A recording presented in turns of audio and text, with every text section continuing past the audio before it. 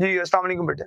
Sorry for the inconvenience बेटे, ज़रा light के इश्यूज़ बहुत ज़्यादा हैं और इस वजह से ये इश्यू हो गया। अच्छा जी, बात हम लोग ये कर रहे थे आपके साथ कि इंटीरियर पिट्यूटरी और पोस्टीरियर पिट्यूटरी की बात करें, तो जब कभी आप इंटीरियर पिट्यूटरी की बात करते हो तो इंटीरियर पिट्यूटरी से हम रिलेट कर रहे होते हैं इसको कि interior pituitary is also named as adeno hypophysis, इसको हम लोग एडिनो हाइपोफाइसिस भी कहते हैं। अच्छा, अब हम लोग ये बात पढ़ेंगे कि आपके पास हाइपोथैलेमस से क्या-क्या चीजें प्रोड्यूस होती हैं। तो जब कभी आप बेटे हाइपोथैलेमस को स्टडी करते हो, तो आप ये देखते हो कि हाइपोथैलेमस से अप्रोक्सीमेटली आपके पास कोई 10 टाइप्स की सिक्रीशन है जो हाइपोथैलेमस प्रोड्यूस करता है, जिसमें से 2 तो हार्मोन्स हैं जो कि हाइपोथैलेमस में प्रोड्यूस होते हैं, और वो हार्मोन हाइपोथैलेमस में प्रोड्यूस होने के बाद वो हार्मोन आपके पास यहाँ से ट्रेवल करके यहाँ पर रिलीज हो जाते हैं। ठीक है, 2 हार्मोन्स हैं जो यहाँ पर प्रोड्यूस होते हैं और वो हार्मोन्स यहाँ से रिलीज होते हैं। हम लोग ये कहते हैं कि जो 2 हार्मोन जो आपके पास यहाँ पर बेटे प्रोड्यूस हो रहे होते हैं, दीज 2 हार्मोन्स आर, जो 2 हार्मोन आपके पास यहाँ पे प्रोड्यूस हो रहे हैं, these 2 hormones are either oxytocin और एडीएच। वैसे हम इनको न्यूरोपेप्टाइड्स का नाम देते हैं, क्योंकि बेटे why they are termed as neuropeptides, क्योंकि ये न्यूरॉन से प्रोड्यूस हो रहे हैं। मोर ओवर हम लोग ये बात पढ़ते हैं कि ये न्यूरोपेप्टाइड के अलावा इनको नोना पेप्टाइड भी कहते हैं। Why they are termed as nonapeptide, उसकी रीजन ये है बेटे क्योंकि इसके अंदर 9 अमाइनो एसिड्स होते हैं। एक और तरीके से जब कभी हम लोग हार्मोन्स को पढ़ते हैं, तो हम अगर हार्मोन्स की केमिकल नेचर को स्टडी करना शुरू करें, तो डॉक्टर साहब हम लोग ये कहते हैं कि हार्मोन अपनी केमिकल नेचर के एतबार से 2 तरह के हैं। या तो हार्मोन आपके पास हाइड्रोफिलिक होते हैं, या ये हाइड्रोफिलिक हार्मोन्स हैं, या मेरे बेटे ये हाइड्रोफोबिक या लिपोफिलिक हार्मोन्स होते हैं। बेटे ऐसे हार्मोन जो हाइड्रोफिलिक या हाइड्रोफोबिक नेचर के हार्मोन हैं, ये केमिकली डिफरेंट तरह के हैं। जैसे लिपोफिलिक हार्मोन की जब कभी आप बात पढ़ोगे, तो ये सब के सब स्टीरॉइड्स होंगे, जबकि आप हाइड्रोफिलिक हार्मोन्स को जब कभी क्लासिफाई करते हो, तो आप ये कहते हो कि हाइड्रोफिलिक हार्मोन आपके पास 3 तरह के हो सकते हैं। या तो मेरे बेटे ये अमाइनो एसिड नेचर के होते हैं, या ये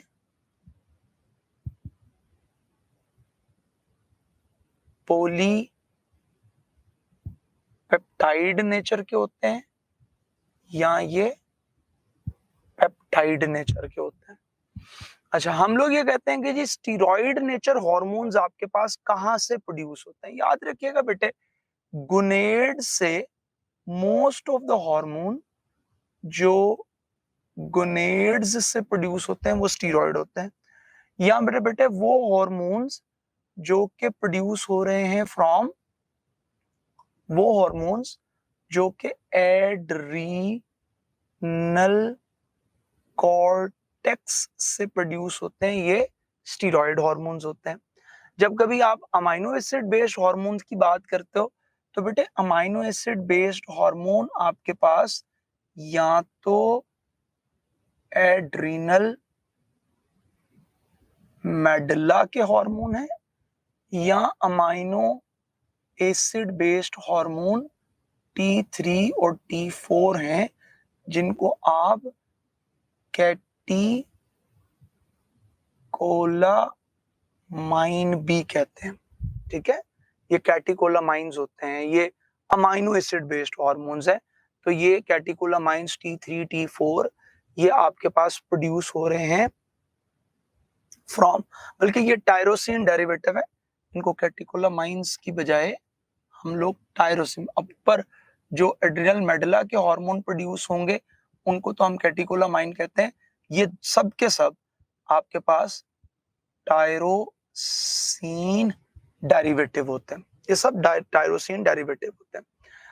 जो एड्रिनल मेडुला या उसके हार्मोन जो होंगे उनको कैटिकोलामाइंस कहेंगे। अच्छा, फिर बेटे हम लोग ये बात पढ़ना शुरू करते हैं कि अमाइनो एसिड के हार्मोन एड्रिनल मेडुला से या थायरॉक्सिन से प्रोड्यूस हो रहे होते हैं। इसी तरीके से आपके पास पॉलीपेप्टाइड बेस्ड हार्मोन्स की बात करें या पेप्टोन, यानी अगर मैं इसको मोर अप्रोप्रिएटली लिखूं तो ये प्रोटीन बेस्ड हार्मोन होते हैं। These are actually protein based hormone, ये आपके पास प्रोटीन बेस्ड हार्मोन है। बेटे एंटीरियर पिट्यूटरी से जो हार्मोन प्रोड्यूस होता है वो प्रोटीन बेस्ड होते हैं, और हम बहुत एक्सक्लूसिवली जब कभी इंटीरियर पिट्यूटरी को पढ़ना शुरू करते हैं तो कुछ हार्मोन ऐसे हैं जो कि ग्लाइकोप्रोटीन नेचर के, वो ग्लाइकोप्रोटीन नेचर के जो हार्मोन एंटीरियर पिट्यूटरी से प्रोड्यूस होते हैं वो या तो बेटे FSH होता है, या ये आपके पास LH-ICS है जिसे आप कहते हो, या बेटे ये आपके पास हार्मोन होते हैं TSH के, ये ग्लाइकोप्रोटीन बेस्ड हार्मोन है। इसके अलावा प्रोटीन बेस्ड हार्मोन आपके पास प्रोड्यूस हो रहे हैं पेनक्रियास से। ठीक है, जब आप कभी पॉलीपेप्टाइड हार्मोन्स की बात करोगे तो इसके अलावा जितने भी हार्मोन्स आपके पास प्रोड्यूस होते हैं बेटे वो सारे के सारे पॉलीपेप्टाइड हैं। हाँ, आपके पास वो तमाम की तमाम सेक्रीशंस जो कि हो रही हैं फ्रॉम हाइपोथैलेमस, वो सब पॉलीपेप्टाइड होती है। जैसे मैं आपसे ये कहूं कि बेटे जितनी भी सिक्रीशन आपके पास हो रही हैं फ्रॉम योर गट, सब की सब पॉलीपेप्टाइड होती है। कैल्सिटोनिन पॉलीपेप्टाइड होता है, इसी तरह से जो पैराथॉर्मोन्स हैं वो भी पॉलीपेप्टाइड नेचर के होते हैं। सो इस तरह से बेसिकली हम लोग ये बात करते हैं कि ये केमिकल नेचर ऑफ हार्मोन की बात करते हैं, क्योंकि यहाँ पे नोना पेप्टाइड का जिक्र हुआ था तो मुझे लगा कि ये बातें हमें शेयर कर लेनी चाहिए कि आपके पास केमिकल नेचर हार्मोन्स की कौन कौन सी हो सकती है। ये आपके पास स्टीरॉइड बेस्ड के, ये आपके पास अमाइनो एसिड, पॉलीपेप्टाइड और प्रोटीन बेस्ड हार्मोन्स होते हैं। मजीद मेरे बेटे हम लोग ये बात पढ़ना शुरू करते हैं कि अगर आप इन हाइड्रोफिलिक हाइड्रोफोबिक हार्मोन्स के मोड ऑफ एक्शन की कभी बात करें तो इनके मोड ऑफ एक्शन भी बहुत यूनिक है। यानी अगर मैं ये कहूं कि जितने भी प्रोटीन बेस्ड हार्मोन होते हैं ये असल में ना सेल की सरफेस पे लगे हुए रिसेप्टर के ऊपर जाके काम करता है। यानी जितना भी प्रोटीन बेस्ड हार्मोन आया, लेट्स सपोज ये आपका प्रोटीन बेस्ड हार्मोन है, तो जैसे ही ये प्रोटीन बेस्ड हार्मोन यहाँ पर टच करेगा, ये प्रोटीन बेस्ड हार्मोन यहाँ पर एडिनाइल साइक्लेज एंजाइम को एक्टिवेट करता है। ये एक्ट करता है एज ए प्राइमरी मैसेंजर जो फॉर्म करता है in that result cyclic AMP. ये जो साइक्लिक एएमपी होता है ये बेटे एक कैस्केड ऑफ रिएक्शन चलाएगा जिसके नतीजे में आपके पास मेटाबॉलिक एक्टिविटी चेंज हो रही होती है। दूसरे नंबर पर हम लोग ये बात करते हैं कि जो स्टीरॉइड बेस्ड हार्मोन होता है, जो स्टीरॉइड बेस्ड हार्मोन होता है, चूंकि बेटे वो लिपिड सॉल्युबल होता है, चूंकि वो लिपिड सॉल्युबल है, स्टीरॉइड स्टेरॉइड बेस्ड हार्मोन है, तो ये लिपिड सोल्यूबल हार्मोन ये बेटे प्लाज्मा मेम्ब्रेन से क्रॉस कर सकता है, तो प्रोटीन तो नहीं कर सकती थी।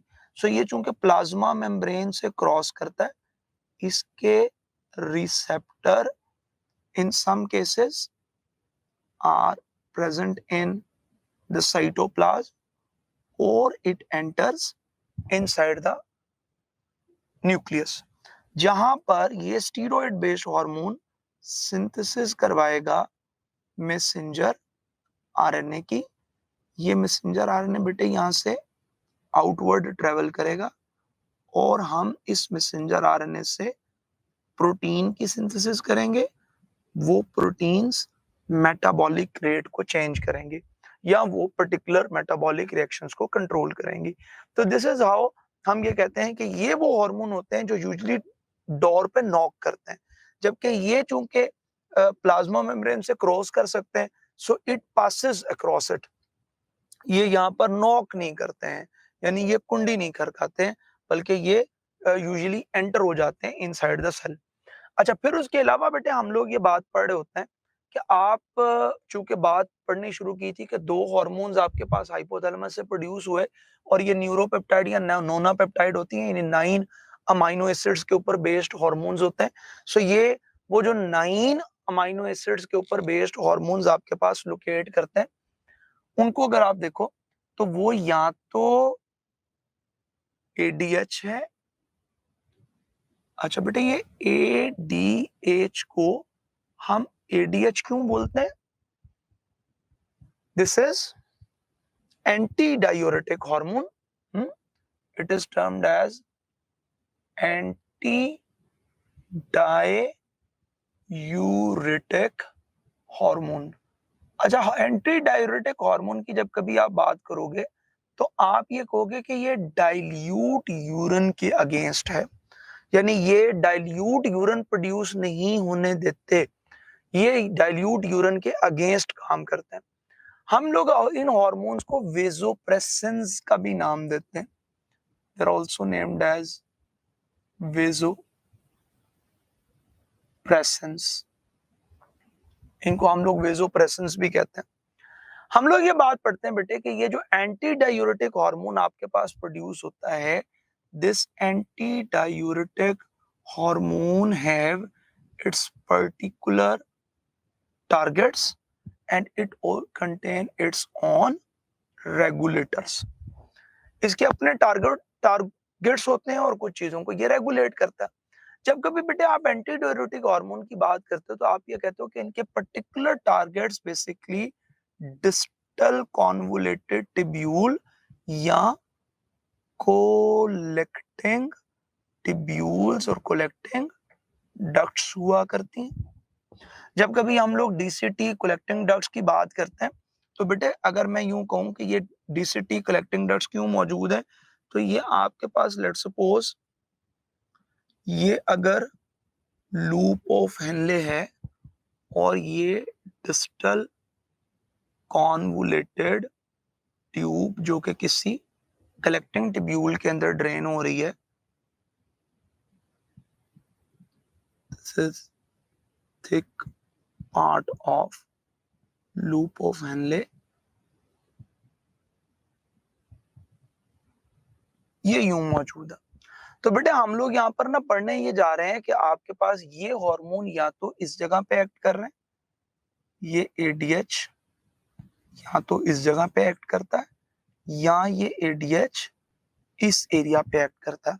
दोनों केसेस के ऊपर जब कभी ये एडीएच एक्ट कर रहा होता है तो बेटे यहाँ पर ये फॉर्म करता है एक्वापोरिन प्रोटीन्स को। ये जो एक्वापोरिन्स प्रोड्यूस होती हैं ये यहाँ से एक्टिवली वाटर को रिमूव कराती हैं और हम इस तरह से बॉडी का ऑस्मोटिक बैलेंस मेंटेन करते हैं, यानी they are involved in maintenance of, they regulate, ये रेगुलेट करेंगे ऑस्मोटिक बैलेंस। यानी दूसरे लफ्जों में ये ब्लड वॉल्यूम को और फिर इसी तरीके से ब्लड के प्रेशर को मेंटेन करने में हेल्प करेंगे। मजीद हम लोग बेटे ये बात पढ़ते हैं कि इसका एक रोल है वेजोप्रेसिन। इसकी टारगेट साइट आपके पास इनके अलावा होती हैं ब्लड वेसल्स, और ब्लड वेसल्स में मोर पर्टिकुलरली ये आर्टरीज के ऊपर काम करेंगे, और आर्टरीज के स्मूथ मसल्स में करवा रहे होंगे वेजो कंस्ट्रिक्शन। ये वेजो कंस्ट्रिक्शन करवाएंगे। जब कभी बेटे ये वेजो कंस्ट्रिक्शन करवाएंगे तो जैसे हम लोग ये कहते हैं कि आपने किसी जगह पर ब्लड के फ्लो को मेंटेन करना है, या जब कभी आप कहीं पर किसी जगह पे पानी, पौधों को पानी दे रहे हैं, तो पौधों को पानी देते हुए आपने अगर वहां पे ज्यादा फ्लो से वाटर को पास आउट कराना है तो आप उसका एरिया रिड्यूस करते हो। जैसे ही आप उसका एरिया रिड्यूस करते हो वहां पे फ्लो रेट इंक्रीज हो जाता है। बिल्कुल इसी तरीके से ये आर्टरीज के अंदर प्रेशर को मेंटेन करने के लिए ये उन वेसल्स को प्रेस करते हैं। जब कभी मेरे बेटे वेसल्स प्रेस हो रही होती है, वेजोप्रेशन है ना, वेसल प्रेस होंगी, प्रेस होने से ब्लड का प्रेशर इंक्रीज हो रहा होता है। मजीद हम ये कहते हैं कि हर हार्मोन के कोई ना कोई हाइपर और हाइपो सिक्रीशन के केसेस होते हैं। जब कभी मेरे बेटे हम लोग ये बात पढ़ते हैं कि ये हार्मोन भी हाइपो सिक्रीशन करते हैं और हाइपर सिक्रीशन करते हैं, तो हम लोग ये बात पढ़ते हैं कि जब कभी बेटे यहाँ पर हाइपर सिक्रीशन होंगी तो हाइपर सिक्रीशन के केस के अंदर ये ज्यादा अमाउंट में वाटर को एब्जॉर्ब करेंगे, ये इंक्रीज करेंगे हाइपर अमाउंट में, ये मोर एब्जॉर्ब करेंगे वाटर को, मोर वाटर री एब्सॉर्प्शन होगी, जिसकी वजह से ब्लड का वॉल्यूम इंक्रीज होगा। और बेटे ये वेसल्स को चूंकि प्रेस करते हैं तो ये ब्लड का प्रेशर भी इंक्रीज करता है। ठीक है।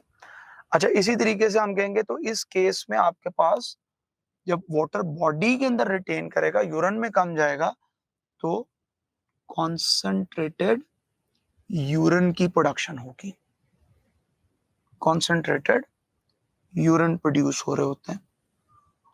मजीद बेटे हम क्या बात पढ़ेंगे, हम कहते हैं कि अगर कभी इसकी हाइपो सेक्रीशंस हो, हाइपो सेक्रीशंस हो, तो अगर कम रिलीज हो रहा है तो बेटे फिर बॉडी में वाटर रिटेन नहीं करता। हाँ, फिर बॉडी में वाटर रिटेन नहीं करता, वाटर बॉडी से बाहर निकल जाता है, जिस केस में उस शख्स को हो रही होगी डिहाइड्रेशन। ठीक है। डिहाइड्रेशन के साथ उसको जब वाटर बॉडी से बाहर रिलीज हो रहा होता है तो वाटर के रिलीज होने की वजह से एक तो डिहाइड्रेशन प्रोसीड करती है। ये केस आपके पास प्रोड्यूस करेगा डाइल्यूट यूरिन, या फ्रीक्वेंट यूरिनेशन उसको हो रही होगी, डाइल्यूट यूरिन और फ्रीक्वेंट यूरिनेशन। इस कंडीशन को बोलेंगे डायबिटीज इंसिपिडस, जिसमें एडीएच सप्रेस हो जाता है। जब कभी मेरे बेटे आपके पास एडीएच सप्रेस होता है तो एडीएच सप्रेस होने की वजह से वाटर की रीअब्जॉर्प्शन नहीं हो रही होती, तो हम कहते हैं ये बॉडी से वाटर रिलीज हो रहा होता है। इसकी वजह से ब्लड का वॉल्यूम होगा कम,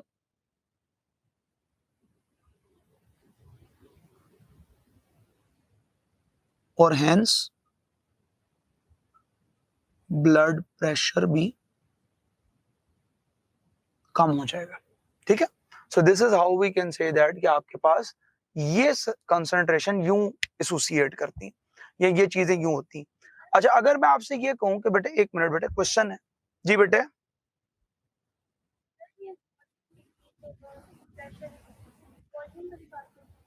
देखो ना बेटे, वॉल्यूम डिक्रीज इस तरह से हुआ ना कि पानी तो बॉडी का निकल गया बाहर, ठीक है, जो पानी आपको एब्जॉर्ब करना था वो पानी तो निकल गया, जिसकी वजह से ब्लड का वॉल्यूम कम हो गया ना।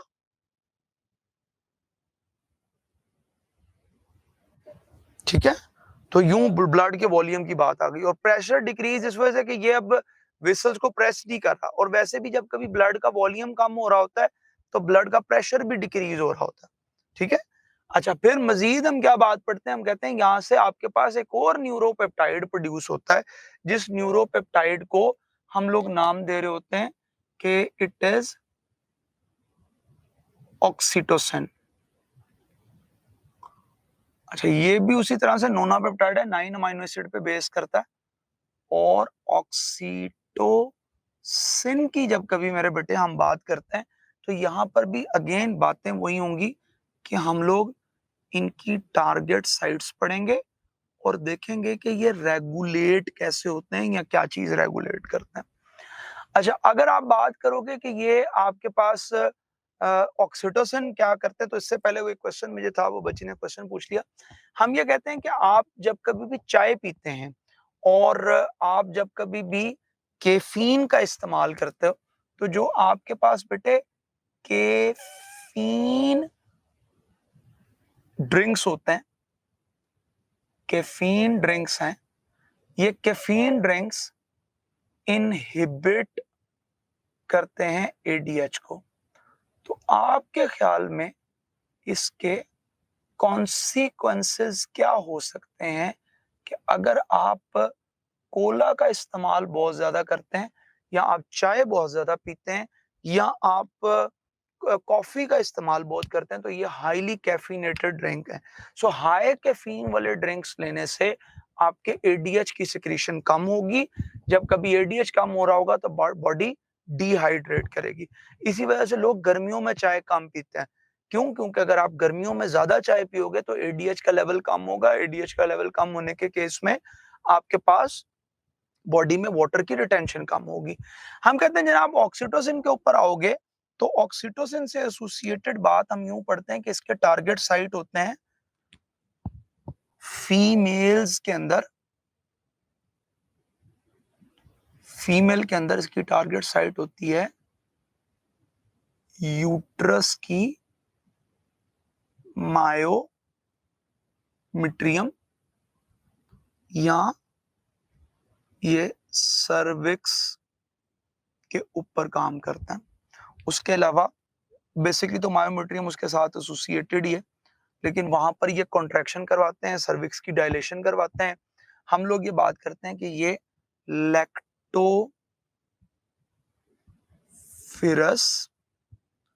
डक्ट्स के ऊपर काम करते हैं।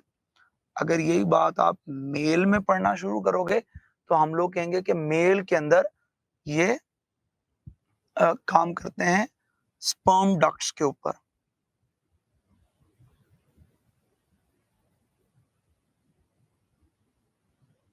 डक्ट्स पे,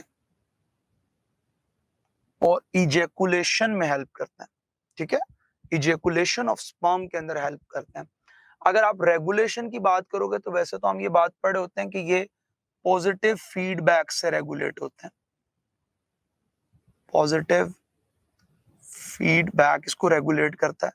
ये हमारी बॉडी में कर क्या रहे हैं फीमेल में?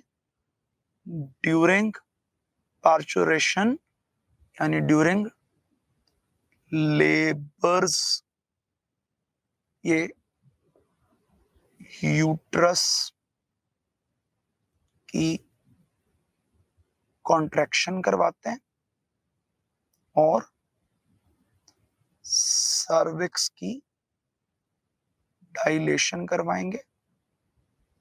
मिल्क की प्रोडक्शन नहीं, मिल्क की इजेक्शन करवाएंगे।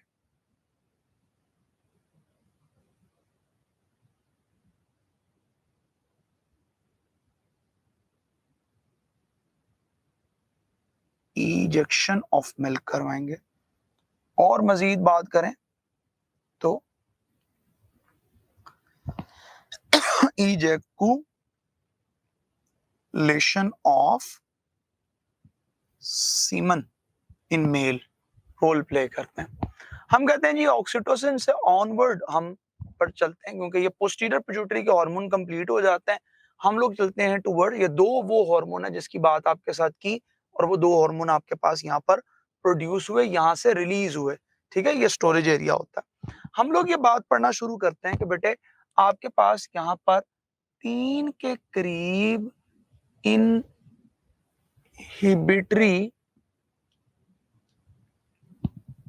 फैक्टर्स होते हैं। वो जो इनहिबिटरी फैक्टर्स आपके पास यहाँ पर प्रोड्यूस हो रहे हैं,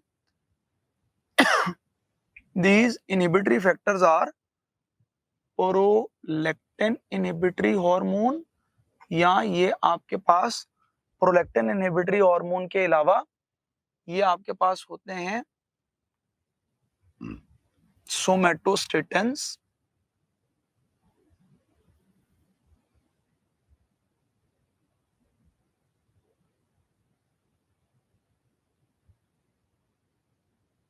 या ये आपके पास मेलानिन इनहिबिटरी हार्मोन्स होते हैं जो इनहिबिटरी रोल प्ले करते हैं।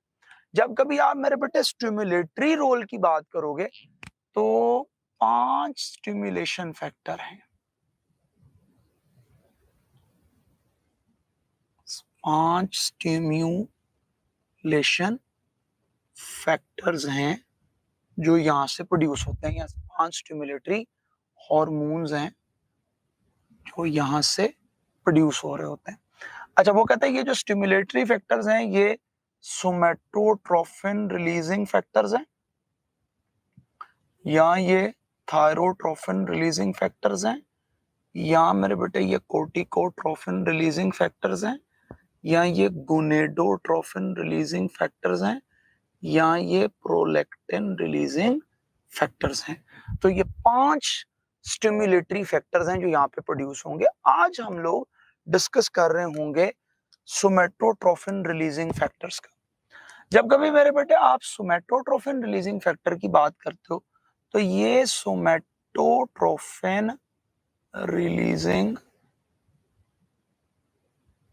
फैक्टर जो यहाँ से प्रोड्यूस होता है, ये सोमैटोट्रोफिन रिलीजिंग फैक्टर यहाँ से प्रोड्यूस करवाता है सोमैटोट्रोफिन्स।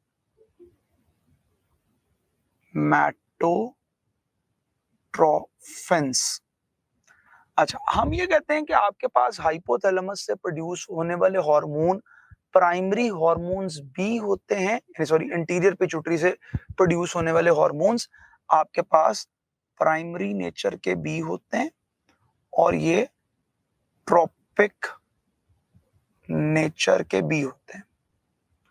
अच्छा, अब ये समझ लें कि प्राइमरी नेचर के हार्मोन वो होते हैं जो जाके खुद किसी सेल को एक्टिवेट करते हैं, जबकि ट्रोपिक नेचर के हार्मोन्स आपके पास वो हार्मोन होते हैं जो किसी एंडोक्राइन सेल को एक्टिवेट करते हैं। ट्रोपिक नेचर के वो होंगे जो किसी एंडोक्राइन सेल को एक्टिवेट करेंगे। इसी वजह से कि ये ट्रोपिक हार्मोन प्रोड्यूस करता है, हम इसको मास्टर ग्लैंड का नाम देते हैं, ठीक है। सोमैटोट्रोफिन की बात की जाए तो बेटे जी सोमैटोट्रोफिन के अपने टारगेट्स हैं, और ये बहुत सी चीजों का रेगुलेटर भी है। जैसे हम ये कहते हैं कि सोमैटोट्रोफिन की जब कभी आप बात करोगे तो बेटे ये किन चीजों को टारगेट करता है। जैसे हम लोग ये बात पढ़ते हैं कि ये मसल्स और बोन्स के अलावा इसका एक टारगेट जो है ना बेटे वो लिवर भी होता है। अच्छा, अब जब कभी हम ये बात पढ़ते हैं कि ये लिवर के ऊपर एक्ट करते हैं तो लिवर पे एक्ट करने के रिजल्ट में बेटे लिवर से प्रोड्यूस होते हैं सोमेटोमेडिन्स।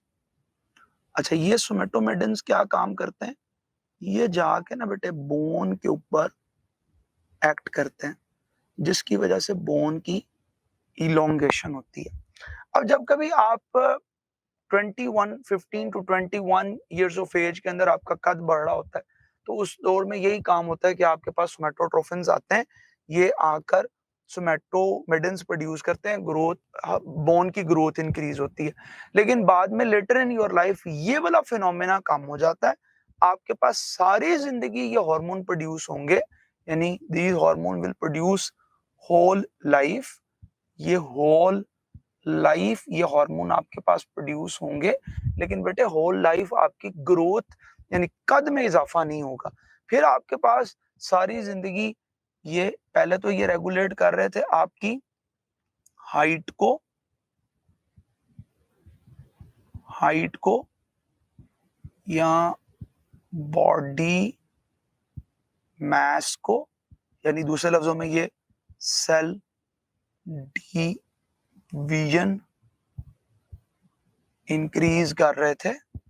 तो हम कहते हैं कि जी ये इन चीजों को रेगुलेट कर रहे थे, लेकिन लेटर ऑन हम ये बात पढ़ेंगे कि आपके पास हाइट में, बॉडी मास में, सेल डिवीजन जब कभी आपके पास इंक्रीज हो रही होती है, ये सारे काम करते हैं। ये लेटर ऑन योर लाइफ ये प्रोटीन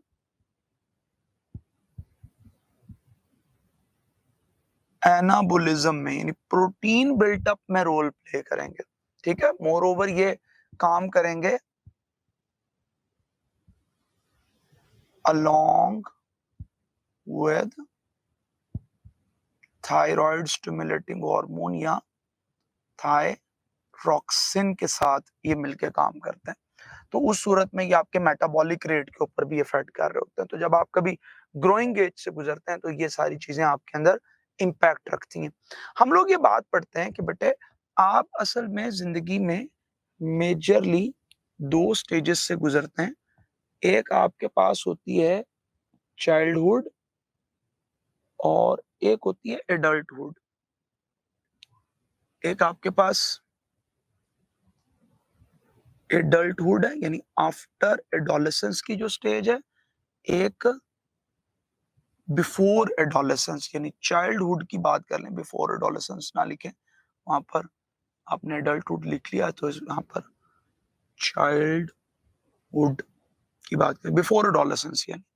सो हम कहते हैं जी यहाँ पर आपके पास जिंदगी में किसी भी स्टेज पर इसकी हाइपर सेक्रेशन हो सकती है या हाइपो सेक्रेशन हो जाती है।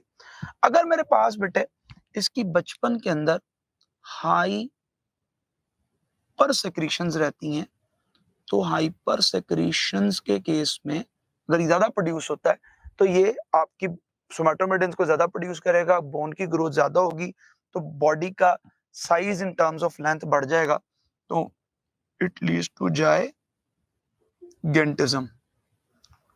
और अगर ये एडल्टहुड में कंटिन्यू रहता है तो फिर ये आपके लॉन्ग बोन्स को तो नहीं बढ़ाएगा, लेकिन ये आएगा कि आपके पास एक्रोमिगैले हो जाएगी।